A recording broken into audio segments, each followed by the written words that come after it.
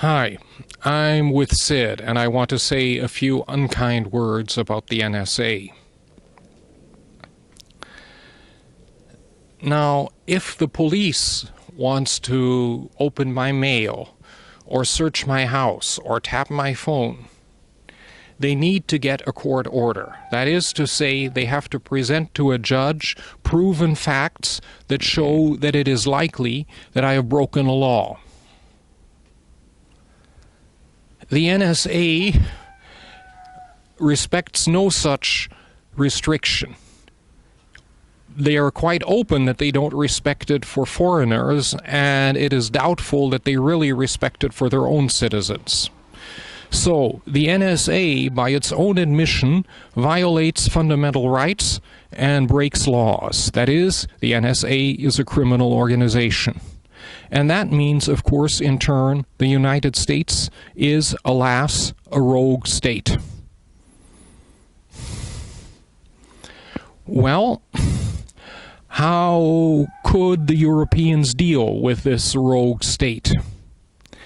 Obviously, it's worthwhile to propose a treaty of mutual monitoring. That is to say, the Europeans get to monitor the NSA and the CIA, and in turn the Americans get to monitor the various intelligence agencies, secret services, and whatnot of Europe. This would at least create a level playing field and some transparency.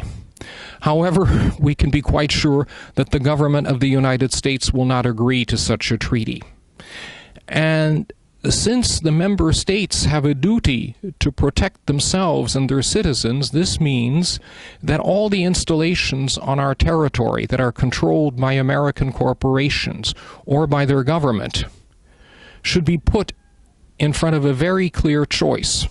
Either submit to monitoring so that we can know that you are not spying on us, or if you don't want that, please close your operation and leave Europe. This might seem a little bit shocking at first sight, this proposal. It might seem a bit extreme, radical, but remember that even if all the diplomatic representations of the United States are withdrawn from the 28 member states, there's no problem. We can still have video conferences. In fact, we'll save a lot of gas, a lot of mileage on airplanes. It'll even be good for the environment, less CO2 emissions. Well, now, let's say, fundamental rights are very important, but perhaps they're not everything in life. So let's look at another aspect. The way game theorists analyze a negotiation is, they say it's a game between a buyer and a seller. The buyer goes in with a maximum price that he keeps secret, and the seller goes in with a minimum price that he keeps secret. And of course they try to fool each other in order to get an advantage, and they try to discover the true intentions of the other side by making offers and counter-offers. Well, quite simply, the NSA has eliminated the possibility of negotiating with the government of the United States, and perhaps also with its corporations. Why? Because it has given them the power of telepathy. It has given them the power to read Europeans' minds, and that means it will always collect the absolute maximum price. And it will never give the Europeans a chance, to win a few billion in a negotiation. They will always squeeze the maximum out. And so, in fact, it's not really a negotiation anymore. This is a relatively dramatic thing to understand, and of course it means we can forget about the transatlantic free trade agreement. This is not going to be ever possible unless, of course, we want to submit blindly and completely to the will of the United States. There is certainly another thing that could and should be done.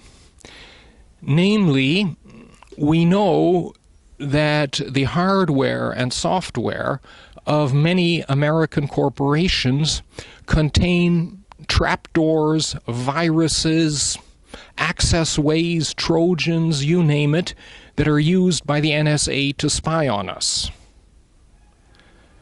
Now, in a criminal trial, obviously there's the presumption of innocence for the accused. And certainly, if we can ever drag Barack Obama, or at least some NSA agents, into the International Court in Den Haag, that presumption of innocence will apply, and it should apply.